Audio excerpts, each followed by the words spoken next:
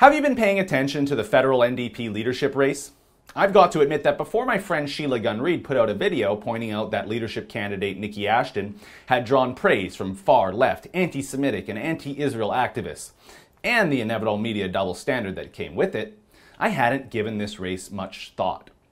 Of course, most conservatives probably don't care about this race, but I'm here to tell you why you should care about who wins. Because, well, when you're an election nerd like me and you spend countless hours estimating and calculating how Trudeau's majority could fall in 2019, you quickly realize that the key for Andrew Scheer and the Conservatives is as much their own performance as it is the NDP's.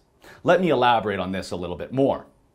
Historically, Conservatives in this country win elections when they A, are united as one party, and B, there is a strong left flank from the NDP drawing votes from the Liberals. And 2015 is no better example of the latter. Because, well, the NDP vote collapsed, particularly in Quebec, and they dropped from 30% to 19% of the popular vote, with the Liberals essentially picking up all of it. Then you add in another 7-point swing from the Conservatives to the Liberals, and, well, that's how Justin Trudeau became Prime Minister. So while yes, no Conservative will tell you that they can win the next election without taking back some of the votes they lost to the Liberals, particularly in the Greater Toronto Area and the Lower Mainland, Conservative fortunes still rely on the NDP as well. This was evident when Jean Chrétien won his 3 consecutive elections, and the best the NDP could do was a whopping 11% of the popular vote in 1997. And when you consider that in the Mulroney era of the 1980s, the NDP led by Ed Broadbent into the 84 and 88 elections were performing in that Jack Layton range of 18 to 20% of the popular vote, well, those were 2 of the biggest Conservative election wins in Canadian history. So it's not impossible for Andrew Scheer to win without a strong NDP drawing votes from Justin over issues like his failed promise to give electoral reform or his decision to approve energy projects in BC like the Kinder Morgan pipeline.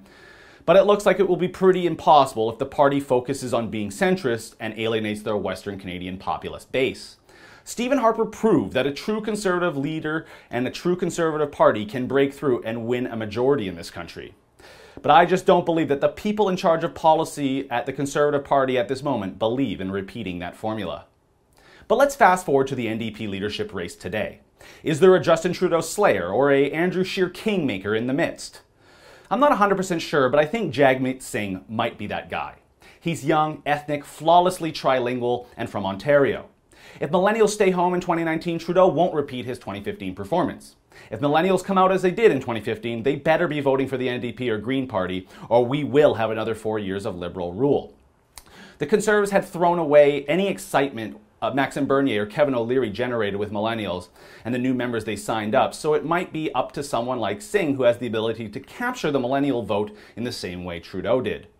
To me, Singh is not stale like a Charlie Angus or crazy with far-left anti-Israel backers like Nikki Ashton.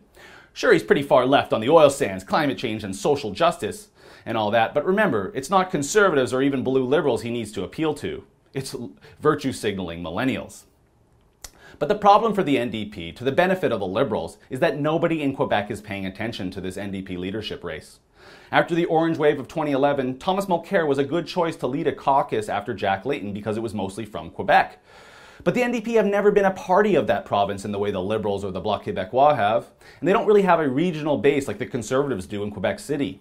So unless the NDP maintain what they have left in Quebec, it becomes an even tougher path for the Conservatives to reduce Trudeau to a minority, or even better, give him the boot in 2019. That is, unless the NDP brings someone really exciting to the table. For the Rebel.media, I'm Christopher Wilson.